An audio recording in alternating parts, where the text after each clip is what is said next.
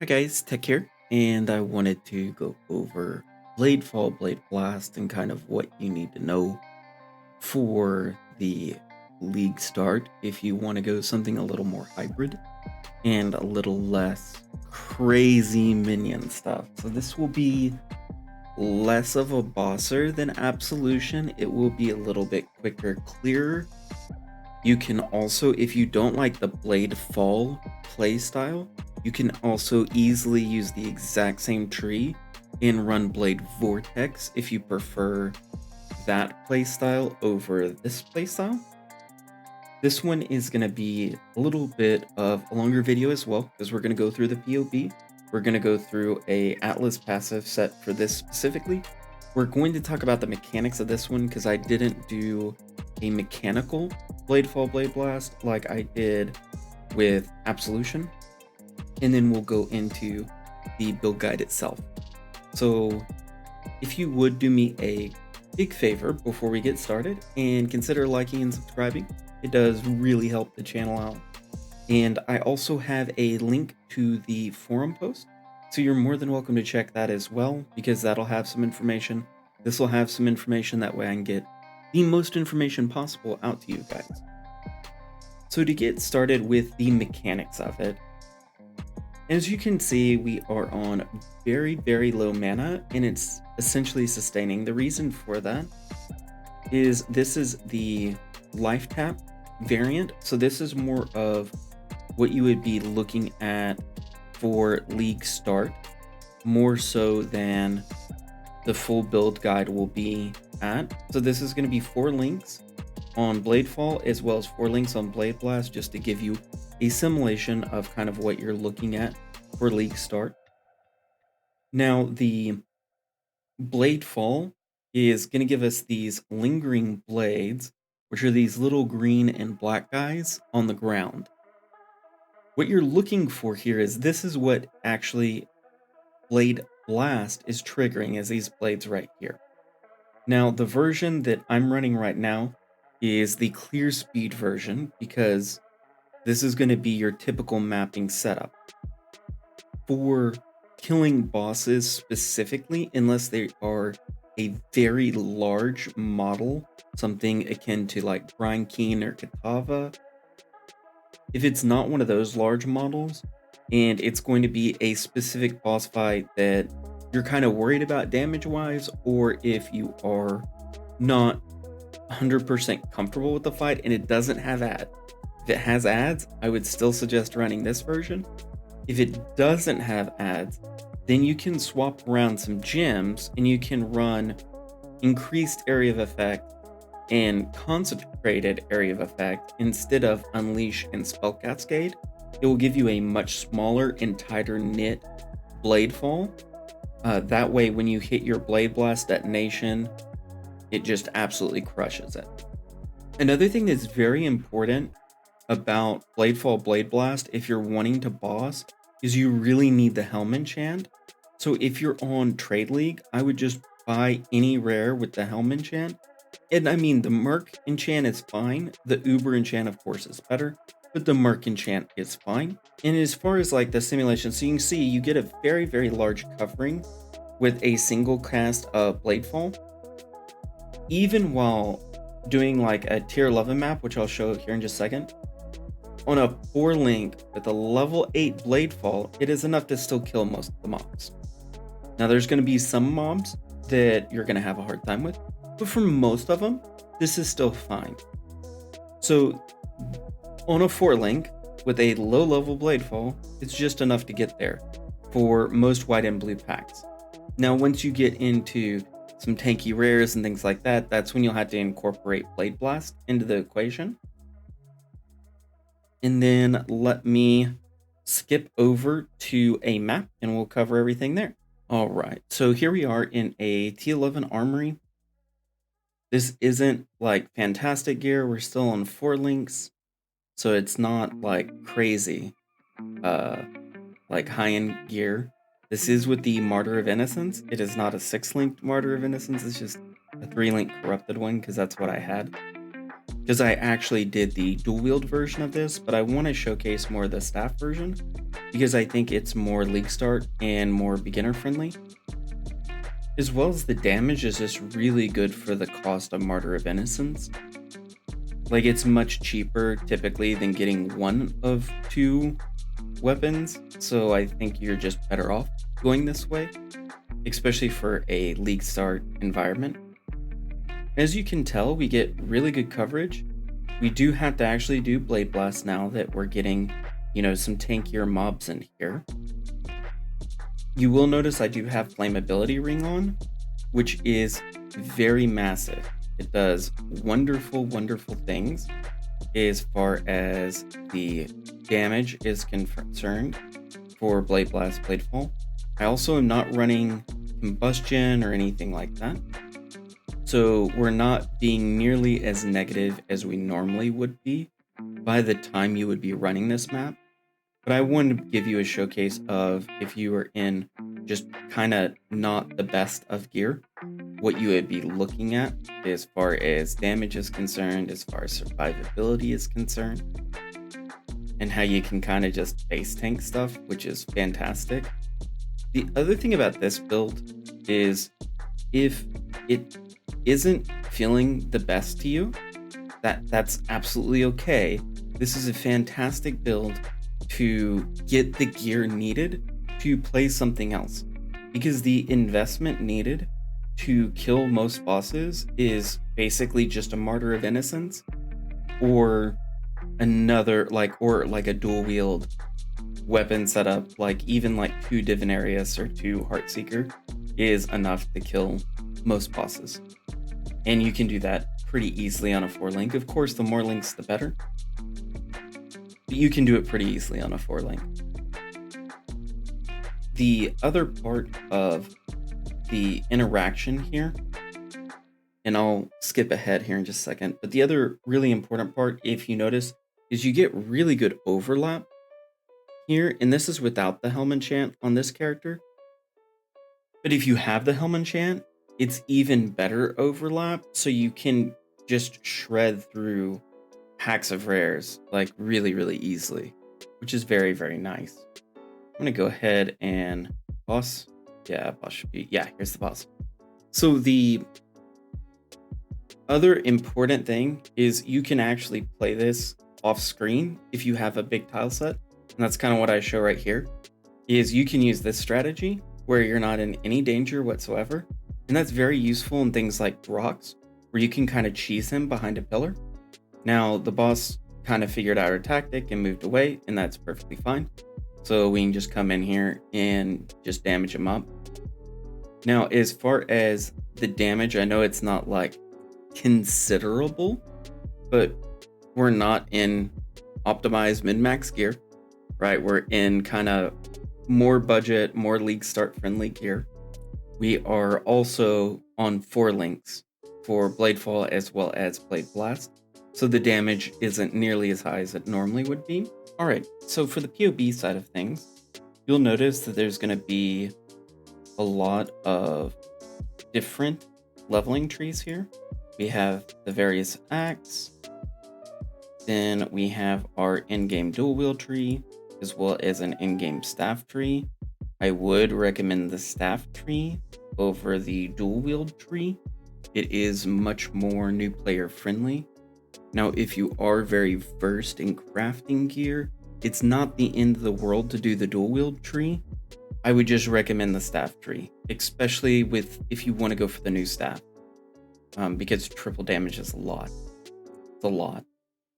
As far as the itemization, as you can tell, there's a lot of different versions. So the low version is going to be just basic blues.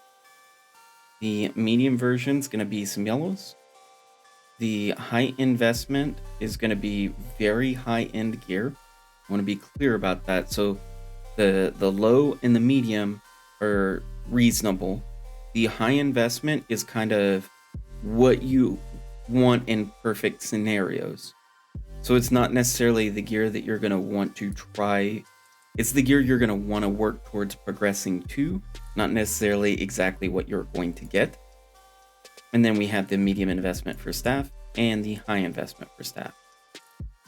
So kind of keep that in mind that we got everything segregated out. As far as the in-game links, this will go through basically all your different setups. Now for this, I will say, I forgot to change this. I have been using combustion and conch as the swap outs. So I'm not going to check those, but I'm going to leave these in the build. So if you're doing single target bosses, these two are really good, and you just swap these out for these two. Then it goes over our auras, what's in our main hand, what's in our offhand. Actually, I don't even think there's an offhand in these. So other than this, you can kind of put whatever. And the staff, if it's 6-link, so if you get a 6-link staff, you can also always move Blade Blast over, or Bladefall, I'm sorry, over to the 6-link staff, and then move the main hand auras into the gloves. So you can just run this setup in gloves. You can also attach cast when damage taken setup instead of Blood Rage here. You can also move the Wave of Conviction if you don't want to have to self-cast that as well. That's another option for you. As far as the calcs and considerations and everything like that are concerned, I would not go over 40 blades, because even when you're condensing the area, and even with double blade count, it's very hard to get more than 40 blades. For your normal map, like clearing, you're going to be basically at the 10 blade number. Then for the overlapping on bosses, again, if you have the helm enchant and you have the conch, you could possibly get to 50, but more than likely you're going to be at 40 blade. So kind of keep that in mind when you're looking at the gearing section and the damage section. That's kind of stuff you want to be aware of. The reason we have shocked and chilled is because skitterpot. That's the reason these two are checked. We do use endurance charges. We do have frenzy charges. So these are all just like normal stuff, and you can turn this on and off. You can check more of these if you want to and try to get it calculated like min-maxed versus normal. You can see this is at Awaken 9 Cirrus, so it's not like crazy inflated. And then you can also come down here and look at the 10 blades versus the 40 blades. Like I said, 50 blades is achievable, but it's not all the time achievable. So you could burst window easily 50 blades every once in a blue moon, but you're not going to do it consistently. So I want to be very clear about that. You're not going to hit 50 consistently. And then you can also turn these guys off or on as well, give you different numbers. Then as far as the leveling tree, you can level this two different ways. So one way is the spell version. That's the way if you're very comfortable or you have someone that can kind of funnel gear to you, the spell version is very good. If you don't have someone that you're leveling with or is playing a different class that can funnel some important gems to you, then I would really try to do the attack version. You don't have to do Molten Strike, and you don't have to do Tectonic Slam at 28. It is an option. Once you hit 28, you don't have to do those two. However, those two both have a fire conversion, which just means they work very well with the nodes that you're picking up compared to the other skills. So you can get Avatar Flame super early on if you go Molten Strike, and that's the reason I kind of recommend Molten Strike, even though it's not necessarily the best for leveling. It is very, very good for being able to pick up the nodes you want when you want to pick them up. And it'll go through kind of how to add life tap, like add life tap on early. You can also use Clarity if needed. It also goes over the aura priorities. As far as Skitterbots is more important than Herald of Purity, which is more important than Herald of Ash. Herald of Ash is essentially our clear speed. Herald of Purity affects both clear speed and bossing. And you can always cut from here. This is just kind of the aura priority for the DPS auras. As far as if you'd prefer to run like Determination and Grace, you can absolutely do that. Precision is also very, very good, as it gives you some crit chance, which is very, very nice. We have some generic crafting information here. So if you want to level it kind of this way, and you want to kind of know how to get those early upgrades, this kind of walks you through that. As far as if your damage feels low or if your survivability feels low, I kind of go through a bunch of different options there. I also talk about uniques to look out for. And there's going to be some stuff that's going to be super high end. The reason why I'm even mentioning the super high end uniques is because they could be very, very useful. It doesn't mean you have to go out and spend all your currency on them. It's just if you happen to get them, they're very good for this build. The other one that you may want to get if you're planning on doing a lot of bossing is you may want to get a pair of Combs Roots, just because we don't know what these new bosses are going to entail. And they could be like the Elder, where they have a super slow effect, and we'll want to negate that some way. And Combs Roots is really just the least expensive option as far as making that happen.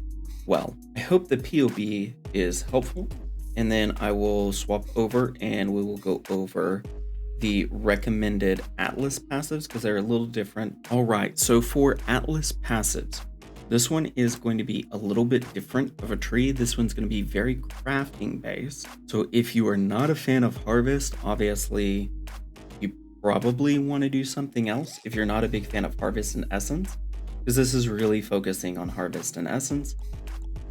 Basically giving you a way to craft all the gear, not only for this character, but for any other characters that you might be playing this league, is kind of the idea behind this Atlas set.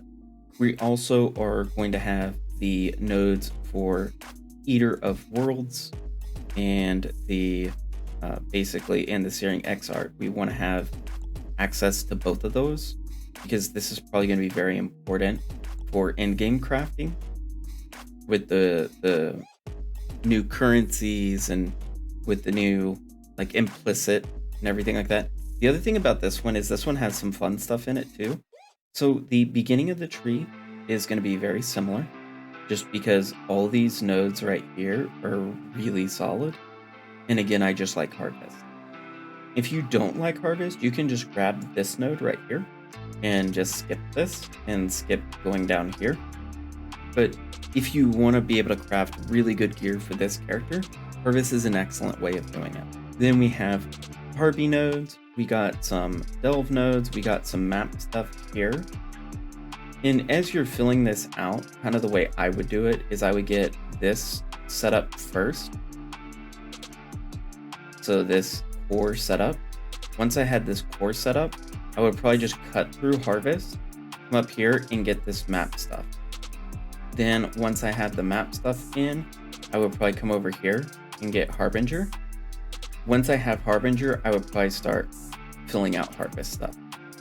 Then, you know, kind of go from there and kind of start branching. This stuff isn't going to matter too much until later on, so you can kind of skip that. These are good early, but you can kind of skip this till you're getting ready to kind of fight him. Or you're getting ready to work on that portion of the Atlas. You can kind of skip this one and this one until then. Once you are in that position, I would kind of start filling these out as quickly as possible. The Rogue Metamorph is just fun. Like, this is just a fun node. It's 100%. Like, if you don't want to take it, don't take it. It's fine. It's not going to ruin anything. If you don't want to take this, you can easily just connect right here on these two nodes, and it'll just bypass this. I just like Rogue Metamorphs for this kind of a build because this kind of a build really does well with very difficult monsters. Like, it handles them very, very well. Another thing to keep in mind with it being a chieftain, and this would be not a likely scenario for solo self-found at all, but if you're in Trade League and you do want to really invest in the character, you could also get the 2 jewels that give you a Juggernaut buff, and you could use that to get the double armor buff. And if you happen to get Brass Dome, that would essentially armor cap you, just that. So if you get that, that frees up where you could start running Grace and maybe get spell suppression gear, which would be kind of cool to be able to do that and have that kind of flexibility. So that's something just that is a possibility. It's not a cheap possibility. It is not a very likely possibility, but if you have a lot of currency, you can absolutely do that. As far as the essence stuff, and like the reason why we're going like essence heavy and harvest heavy is both of those have very good mechanics to craft upgraded gear, whether it be weapons or armor. So this lets you really self-craft all your gear, so it's very good for solo self-found. It's also really good if you just would rather craft your own gear, or at least would like the option to craft your in-game gear yourself. Hunter mods are really, really good for this build. You can get the percent crit, flat crit. You can also get the percent max life plus normal max life, which is really good. So those are some options as far as like chest piece is concerned. On the other armor pieces, you can get ignites or faster. You can also burning damage. You can also get flat fire off of Hunter. So it has some really good options as far as that part is concerned. But Hunter is very, very strong, very, very strong for this kind of a build. All right, guys, thank you very much for watching the build guide. Quick recap of the giveaway details, because I want to kind of hit that in, because this is also the big giveaway announcement. So this Saturday, which will be February the 5th, at 3 p.m. CST or GMT -6. For those of you that don't live in North America and may not be familiar with CST, we will be doing the giveaway. I will be using a randomizer. Essentially, everyone that is a subscriber or follower, subscriber on YouTube, follower on Twitch, so nothing paid, just free stuff. If you're either of those two, I'll get you entered. You don't have to worry about showing up. If you are not one of those two, show up to the live stream. I will have a part where I'll have you comment on the video just so I can get everybody's names once we are ready to start the giveaway. And I will do a live drawing. Now, if it is someone that is a subscriber or follower that is not there, I do want to give them a window to be able to claim it. So we'll do like a 24-hour deal as far as from the end of the live stream. So Sunday, if the person that wins is not there Saturday, Sunday we'll rerun it. But on the Sunday rerun, then you'll want to be present to win, because I don't want to keep it being like a ever-flowing cycle. Hopefully, if someone wins, we get it taken care of within that first 24-hour window, and everything's great, and we don't have to do the Sunday stream. If we do need to do the Sunday stream, though, we can absolutely do that. But I do want to have kind of all the details ironed out. I will also have all the details in the description of this video. I do want to thank you so much for supporting me and for letting me do this great hobby that I enjoy so much. I am very, very grateful, and I will catch you guys on the next one. Have a great day, Exiles.